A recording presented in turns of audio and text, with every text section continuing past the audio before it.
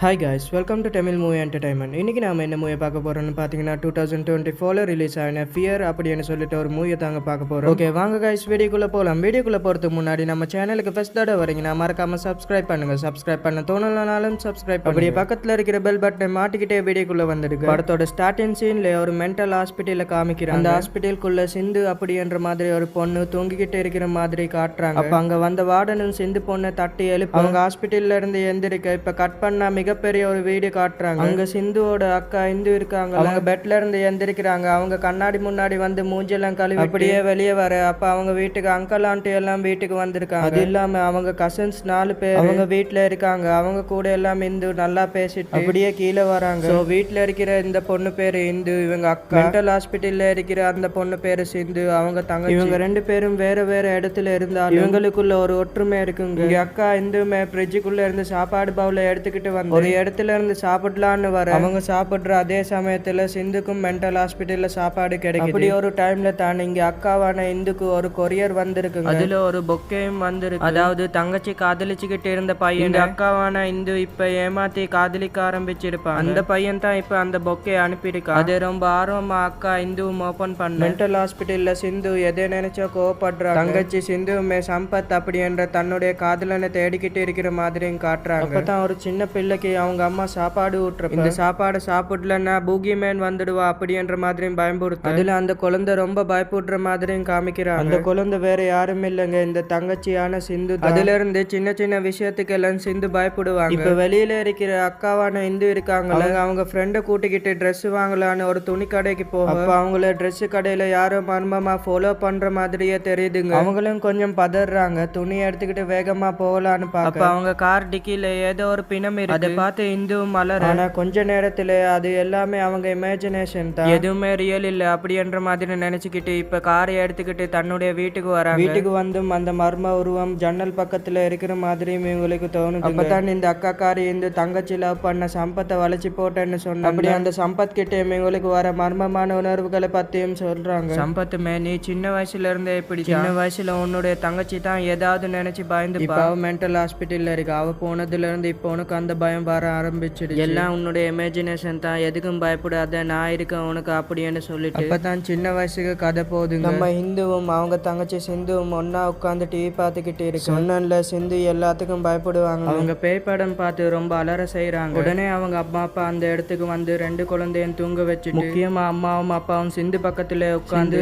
செல்லம் கொடுத்து தூங்க வைக்கிறாங்க. அப்பதான் சிந்து அவங்க அப்பா கிட்ட அம்மா நேத்து சாப்பாடு ஊட்டும் போது பூகி மேன் கதை சொன்னாங்க, அதுல இருந்து ரொம்ப பயமா இருக்குப்பா அப்படின்னு சொல்ல பூகி மேன் எல்லாம் உண்மை இல்லை, எல்லாமே உன்னுடைய இமேஜினேஷன், தூங்குடா குழந்தை, நான் இங்கே இருக்கேன் அப்படின்னு சொல்லி அந்த குழந்தையும் தூங்க வைக்கிறார். இதுல ஒரு ட்விஸ்ட் இருக்குங்க, நல்லா கவனிச்சுக்க. எதுக்கு அப்பா தங்கச்சியான சிந்து கிட்ட மட்டும் பேசுறாரு, இந்து கிட்ட பேசலன்னு கிளைமேக்ஸ்ல புரியும். சின்ன வயசுல சிந்து சரியா படிக்கலன்னு சொல்லி அவங்க அக்கா இந்துவோட சேர்ந்து ஒரு டியூஷனுக்கும் போவாங்க. அங்கத்தான் இந்த தங்கச்சி சிந்து முறையா அந்த சம்பத் அப்படின்ற ஒரு பையனை பார்த்திருப்பாங்க. சின்ன வயசுல அந்த பையன் மேல காதல் வந்திருக்கும். அப்படியே கொஞ்சம் வளர செய்யறாங்க. வயசும் 13-14 வருது. காதலும் அதிகரிக்க. ஆனா அதை சம்பத் கிட்ட வெளிப்படுத்த மாட்டாங்க. அப்படி ஒரு நாள் தான் இந்த தங்கச்சி சிந்து இருக்காங்க, அவங்களுக்கு உடம்பு சரியில்லாம போவா. இப்ப அக்கா மட்டும் டியூஷனுக்கு போக ஆரம்பிக்க அந்த அக்கா காரி தங்கச்சி பேசி பழகிக்கிட்டு இருந்த அந்த சம்பத் கூட அவங்க பேசி பழக ஆரம்பிக்கிறாங்க. அதோட முடிவு இப்ப இவங்க வளர்ந்து நிக்கிற சமயத்துல சம்பத்தை கூடிய விரைவில் இந்த அக்காவான இந்து திருமணம் பண்ணிக்கலான்னு இருப்பாங்க. இப்ப திருமணத்துக்கான ஷாப்பிங்கும் அவங்க ஃப்ரெண்டை கூட்டிக்கிட்டு இந்த கடை வீதியில சில பொருட்கள் வாங்கிக்கிட்டு மர்மமான ஒருத்தர் இந்துவை ஃபாலோ பண்ணிக்கிட்டு வராங்க. அதிக பயம் ஏற்படுது, என்ன பண்றேன்னு தெரியாது. ஒரு ஓரத்துல போய் நிக்க அப்ப அவங்க மேல வந்து அவர் கை நம்ம இந்துவும் அவர் அடிச்சு போட்டுட்டு தள்ளி வந்து நிக்க அவங்க ஃப்ரெண்டும் வந்து இவரை ஏண்டி அடிச்சு அப்படின்னு சொல்லிட்டு அவங்கள கூட்டிக்கிட்டு ஓடுறாங்க. இப்ப இன்னொரு பிளாஷ்பேக் உள்ள கதை போதுங்க. அதே சின்ன வயசுல தங்கச்சி சிந்து இருக்காங்கல்ல பயந்து அவங்க ஒரு நாள் ஸ்கூல் பாத்ரூம்க்கு கூட போறதுக்கு பயந்துக்கிட்டு ஒரே ஒரு லைட்டு தான் இருக்கும் போல அந்த லைட்டு வேற ஆஃப்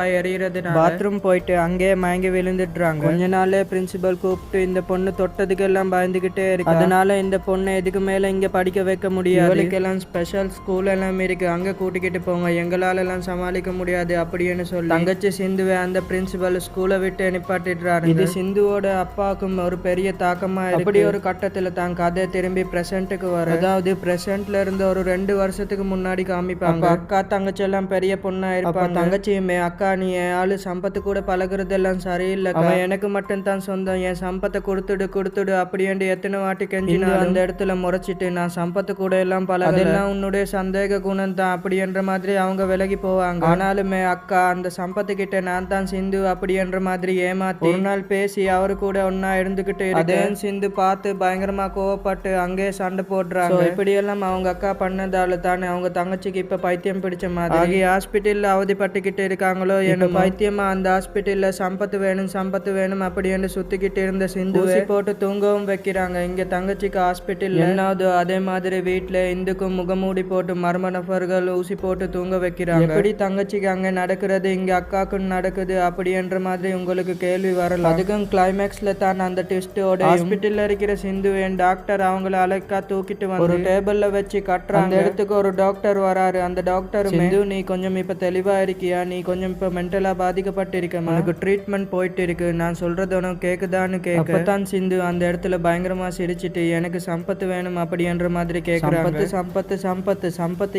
சம்பத்து இல்லன்னா எனக்கு புரியல. எங்க அக்கா கிட்ட தான் சம்பத்து இருக்கா, சம்பத்தை தான் எங்க அக்கா கல்யாணம் பண்ணிக்கிட்டா, என் அக்கா கிட்ட இருந்து பிரிச்சு என்கிட்ட சேர்த்து வைங்க அப்படி என்று சிந்து சொல்ல டாக்டருமே டென்ஷன் ஆகி சம்பத் என்ற ஒரு நபர் ரியாலிட்டியில இல்ல, சம்பத்தே ஒரு இமேஜினேஷன் தான், அது உன்னுடைய மைண்ட்ல ஓடுற ஒரு நபர் தான் அப்படி என்று சொல்லி ஒரு பெரிய டெஸ்ட்டை தூக்கி போடுறாரு. இதை கேட்டுக்கிட்டு இருந்த தங்கச்சி சிந்து விழுறாங்க. அதே வேளையில இப்ப வெளியே இருக்கிற அக்கா இந்து அவங்க ஒரு போலீஸ் ஸ்டேஷனுக்கும் தன்னுடைய கசின்ஸோட வராங்க. போலீஸ் ஸ்டேஷன்ல என்னுடைய கணவரான சம்பத் கொஞ்ச நாளா காணாம போயிட்டாரு, போன் பண்ணாலும் எடுக்க மாட்டேங்கிறாரு, தேடி கண்டுபிடிச்சு கொடுங்க அப்படின்ற மாதிரி ஒரு கம்ப்ளைண்ட்டையும் கொடுக்குறாங்க. தங்கச்சி சிந்து கிட்ட டாக்டர் சம்பத் இமேஜினேஷன் என்று சொல்லி இருந்தா எப்படி அக்கா இந்து கல்யாணம் பண்ணிக்கிட்டு வெளியே அவர் கூட வாழ முடியும், இப்ப காணாம போயிட்டாருன்னு கம்ப்ளைண்ட் கொடுக்குறாங்க அப்படி என்று உங்களுக்குள்ள ஒரு கேள்வி இருக்கலாம். கண்டினியூவா கேளுங்க, உங்களுக்கு தெரிய வரும். கம்ப்ளைண்ட் கொடுத்த கையோட அவங்களும் வீட்டுக்கு வரலான்ட்டு எல்லாரும் வந்து எதுக்கும் கவலைப்படாதே, கொஞ்ச நாள்ல எல்லாம் சரியாயிடும் அப்படின்ற மாதிரி இந்துக்கு தைரியம் கொடுக்குறாங்க. அப்பதான் மறுபடியும் சின்ன வயசுக்கு பிளாஷ்பேக் போகுதுங்க. நம்ம சிந்து உடம்பு சரியில்லாம இருந்து மறுபடியும் அவங்க டியூஷனுக்கு வந்திருப்பாங்க. டியூஷன் வர சமயத்துல தான் அக்காவான இந்து சம்பத்து கூட அதிகமா பேசுறத பார்த்து பயங்கரமா பொறாமப்பட்டு இருப்பாங்க. இந்த கஷ்டம் எல்லாம் அவங்க ஃப்ரெண்டான கல்பனா கிட்ட சொல்லி பயங்கரமா கதறி அழுவாங்க. என்னுடைய அக்கா இந்துவை சுத்தமா பிடிக்கல அப்படின்ற மாதிரி சொல்லுவாங்க. பிரசன்ட்டுக்கு கதை வர வெளியில இருக்கிற அக்கா இந்து இருக்காங்க கொஞ்சம் மென்டலா டிஸ்டர்பா இருக்கிறதுனால சில சாமியார்களை பார்க்க போறாங்க. காணாம போன அவங்க ஹஸ்பண்ட் சம்பத்தை தேடுறாங்க. அப்பதான் அந்த இடத்துல இந்துவோட அங்கிள் வந்து சாமியார் எல்லாமே உன்னுடைய மூட நம்பிக்கை, நீ உனக்குள்ளே தொலைஞ்சிருக்க,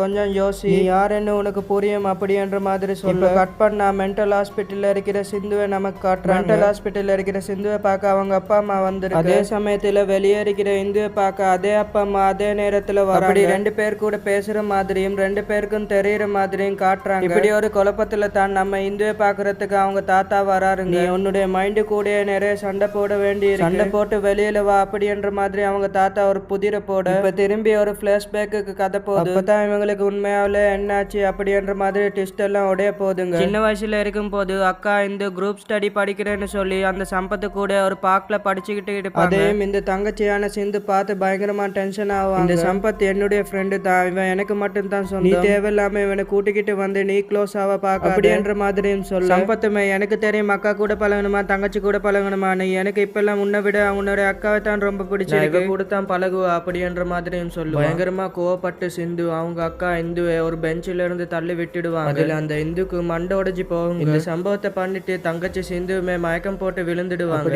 ஒரு நாள் வரைக்கும் நம்ம சிந்து பெட்ல மயங்கி கிடப்பாங்க. ஒரு நாளுக்கு அப்புறம் தன்னுடைய வீட்டுல கண்மொழிக்கு அங்க அம்மா கிட்ட வந்து அக்கா இந்துக்கு என்னாச்சு அப்படின்ற மாதிரி கேட்க அம்மா உன் சிந்துவை ஒரு முறைச்சிட்டு போகும். அப்பதான் இவங்க தள்ளி விட்டதுல அக்கா இந்த மண்டை உடைஞ்சு உட்காந்து சாப்பிட்டுட்டு இருக்கிறதையும் பாக்குறாங்க. உடனே சாரி கேட்டு பின்னாடியே போறாங்க. ஆனா இந்து சிந்து கிட்ட பேச மறக்குறாங்க. இன்னொரு வேலையில இந்த சிந்துக்கு ஒரு ஃப்ரெண்டு இருப்பாங்களே, அந்த ஃப்ரெண்டு கிட்ட என்னுடைய அக்கா கிட்ட நான் கடுமையா நடந்துகிட்டேன், அதை நினைச்சு நான் கவலைப்படுறேன் அப்படின்ற மாதிரி சில விஷயங்களை பேசிக்கிட்டு இருக்கு. அதையும் இந்த சிந்துவோட அம்மா கேட்டு ரொம்ப பயப்பட செய்யறாங்க. கட் பண்ணா கதை பிரசன்ட்டுக்கு வருதுங்க. மென்டல் ஹாஸ்பிட்டல்ல இருக்கிற சிந்துவை பார்க்க ஒரு டாக்டர் வராருங்க. அவருமே நம்ம சிந்துவை ஒரு டேபிள்ல கட்டி வச்சிருப்பாரு. அப்படி கட்டி வச்சுட்டு அப்பதான் பயங்கரமான ஒரு உண்மையை சொல்றாரு. அதாவது சம்பத் என்ற நபர் உன்னுடைய இமேஜினேஷன் தான் அப்படின்ற மாதிரி முன்னாடி சொல்லிருப்பாரு. அதை கேட்டு இந்த தங்கச்சி சிந்து நம்பியிருக்க மாட்டாங்க. அப்பதான் நீ யாரு அப்படின்ற மாதிரி தங்கச்சி சிந்து கிட்ட உண்மையை சொல்ல டாக்டர் ஆரம்பிக்கிறாரு. சின்ன வயசுல இருக்கும் போது அதாவது 13 வருஷத்துக்கு முன்னாடி உன்னுடைய அப்பா அம்மா இந்த மென்டல் ஹாஸ்பிட்டலுக்கு கூட்டிட்டு வந்தாங்க. அவங்க என்கிட்ட வந்து என்ன தெரியுமா சொன்னாங்க, என் பொண்ணு அடிக்கடி தனியா பேசிக்கிட்டு இருக்கா, தனிமையில எதை நினைச்சா பயப்பட்டு திடீர்னு அக்கா என்றா சம்பத் என்றா எங்களுக்கு ஒண்ணுமே புரியல, நீங்க தான் குணப்படுத்தணும்னு கேட்டாங்க. அப்ப நான் அவங்க கூட பேசி பார்க்கும் போது உனக்கு உலகத்திலே பிடிச்சது உங்க அப்பா அம்மான்னு சொன்னேன், அதுக்கடுத்து உன்னுடைய அக்கா இந்துன்னு சொன்னேன். அதுக்கப்புறம் அதுக்கப்புறம் சம்பத்ன்னு சொன்னேன், அதுக்கப்புறம் உன்னுடைய ஃப்ரெண்டுன்னு சொன்னேன். அப்பதான் எங்களுக்கு ஒரு உண்மை தெரிஞ்சது, அங்க உன்னுடைய அப்பா அம்மா தவிர நீ அக்காவை நினைச்சுக்கிட்டு இருந்த இந்து இருக்கால, அவன் உண்மை இல்ல, அவன் உன்னுடைய கற்பனையில மட்டும் தெரிகிற உருவம். அவன் மட்டும் இல்ல சம்பத், உன்னுடைய ஃப்ரெண்டுன்னு சொல்லிட்டு ஒரு பொண்ணு கூட பேசுறீங்க. அந்த 3 பேருமே உன்னுடைய கற்பனை உலகம் தான் கண்டுபிடிச்சு. அப்பதான் உன்னுடைய அப்பா அம்மா கிட்ட உனக்கு எப்படி இப்படி ஒரு பாதிப்பு வந்தேன்னு கேட்கும் போது, சின்ன வயசுல இருக்கும் போது ட்வின்ஸா தான் பிறந்திருக்கு அப்படின்ற மாதிரி ஒரு கதைக்குள்ள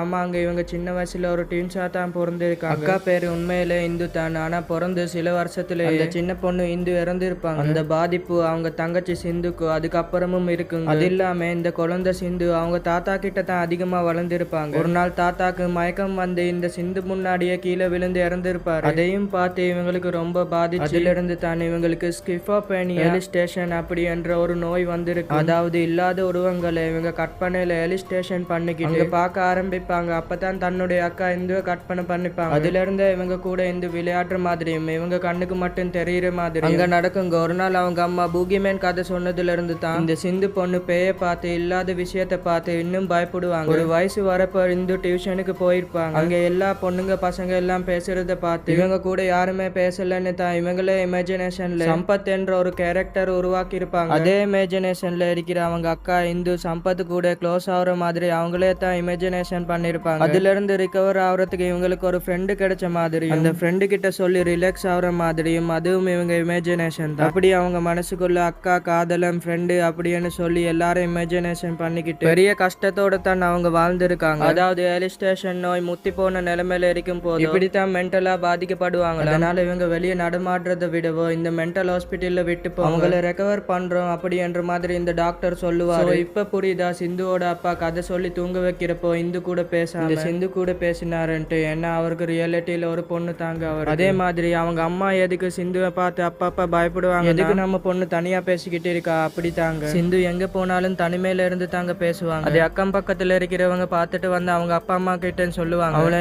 ஏன் இவங்க மயக்கம் போட்டு விழுந்திருப்பாங்களே அப்ப கூட அக்கா கூட பேசுறதா சொல்லி அக்கா எங்க அப்படின்ற மாதிரி அம்மா கிட்ட கேட்கும் போது அம்மா அதனால தான் பயந்துருப்பாங்க. அப்புறம் அவங்க ஃப்ரெண்டு கூட ரூம்ல பேசுறதையும் பார்த்து பயந்துருப்பாங்க. இதெல்லாம் பார்த்து பயந்து பொண்ணுக்கு பேய் பிடிச்சுன்னு நினைச்சு அவர் சாமியார் கிட்ட வந்து சில மந்திர தந்திரங்கள் எல்லாம் பண்ணிருப்பாங்க. அந்த மந்திர தந்திரங்கள் கொஞ்சம் சீன்களுக்கு முன்னாடி இந்த வீட்டுல இருக்கிற ஹீரோயின் பிரதிபலிக்கிற மாதிரி சில விஷயம் எல்லாம் வந்து போய் அதுக்கப்புறம் தான் இந்த மென்டல் ஹாஸ்பிட்டல்ல விட்டுட்டு போயிருப்பாங்க. சரிப்பா இந்த சிந்து பொண்ணு தான் இப்ப மென்டல் ஹாஸ்பிட்டல்ல இருக்கு, அப்ப வீட்டுல நடக்கிற மாதிரி ஒரு கதை வந்தது, அது என்னதுன்னு கேக்குறீங்களா? ஆக்சுவலி சிந்து மென்டல் ஹாஸ்பிட்டல்ல இருந்தாலும் அவங்க தான் வீட்டுல வாழ்றதா தான் நினைச்சிருப்பாங்க. அந்த மென்டல் ஹாஸ்பிட்டல்ல அவங்கள பாத்துக்கிறதுக்கு அங்கிள் ஆண்டின்னு சொல்லி தன்னுடைய குழந்தைங்களை இழந்த ஒரு அப்பா அம்மா அப்பப்ப இவங்களுக்கு கவுன்சிலிங் கொடுப்பாங்க. அவங்கள தான் நம்ம சிந்து அங்கிள் ஆண்டி என்று இமேஜின் பண்ணிக்கிட்டு அந்த மென்டல் ஹாஸ்பிட்டல்ல தாம் வீடுன்னு இமேஜின் பண்ணி அங்க வாழ்ந்தாலும் தாம் வீட்டுல வாழ்ற மாதிரி இமேஜின் பண்ணிப்பாங்க. அப்படி தன்னோட மென்டல் ஹாஸ்பிட்டல்ல பழகுற 3 பேரை தான் தன்னோட கசின்ஸா நினைச்சு மென்டல் ஹாஸ்பிட்டல்ல இருந்த நர்ஸுங்க இன்னைக்கு என்னுடைய புருஷன் பொக்கே கொடுத்தாரு அப்படின்ற மாதிரி பேசிக்கிட்டு இந்த சிந்து ரியாலிட்டியில யாரோ தனக்கு பொக்கே கொடுக்குற மாதிரி. அதுக்கப்புறம் அங்க இருக்கிற நர்ஸுங்க எல்லாம் கணவரை பத்தி பேசிக்க போது இந்த சிந்து அவங்க ஹஸ்பண்டா சம்பத்தை இமேஜின் பண்ணிக்கிற மாதிரி, அது எல்லாமே அவங்க ரியாலிட்டியில நடக்கிற மாதிரி, அது எல்லாமே அவங்க மென்டல் ஹாஸ்பிட்டல்ல இருந்து இமேஜின் பண்ணது தான். ஒரு மார்க்கெட்ல இருக்கும் போது யாரும் அவங்கள பின்னாடி வந்து தொட்டு இருப்பாங்க, அது உண்மையில இவங்களை மென்டல் ஹாஸ்பிட்டல்ல இருந்து ஒருத்தர் தொட்டு இருப்பாங்க. அவரை தான் சிந்து உண்மையிலே அடிச்சிருப்பாங்க. போலீஸ் ஸ்டேஷனுக்கு போனது சில போலீஸ்காரர்கள் மென்டல் ஹாஸ்பிட்டலுக்கு வந்திருப்பாங்க. அதை நினைச்சு இவங்க இமேஜின் பண்ணிருப்பாங்க. அப்பா அம்மாவும் இவங்களை மென்டல் ஹாஸ்பிட்டல்ல தான் வந்து பார்த்து அதே இவங்க வீட்டுக்கு வந்து பார்த்த மாதிரி இமேஜின் பண்ணிருப்பாங்க. இதெல்லாம் டாக்டரும் சொல்ல, ஆனாலும் இன்னும் அவங்களுக்கு தெரியலங்க. அங்க டாக்டர் கிட்ட எல்லாமே இமேஜினேஷன், அப்ப நீங்களும் என்னுடைய அப்பா அம்மா கூட இமேஜினேஷனா அப்படின்னு கேட்க டாக்டரும் இல்ல நாங்க உண்மைதான் அப்படின்ற மாதிரி அப்படியே திரும்பி சிந்து ரைட்ல பார்த்தா அவங்க இமேஜின்ல தெரியற அந்த 3 பேரும் நிக்கிறாங்க. இந்த டாக்டர் என்ன பதில் சொல்றாங்களோ அதே மாதிரி நாங்களும் உண்மைதான் அப்படின்னு சொல்லுங்க. இன்னும் எது ரியாலிட்டின்னு புரியாம அந்த சிந்து அதே மென்டல் ஹாஸ்பிட்டல்ல வாழ்ந்துகிட்டு இருக்கிற மாதிரி இந்த கதை முடியுது. உங்களுக்கு இந்த மூவி பிடிச்சிருந்தா லைக் பண்ணுங்க, ஷேர் பண்ணுங்க, கமெண்ட் பண்ணுங்க, உங்களுக்கு பிடிச்சதை பண்ணுங்க. மீண்டும் ஒரு நல்ல வீடியோவுடன் சந்திக்கலாம். Bye guys.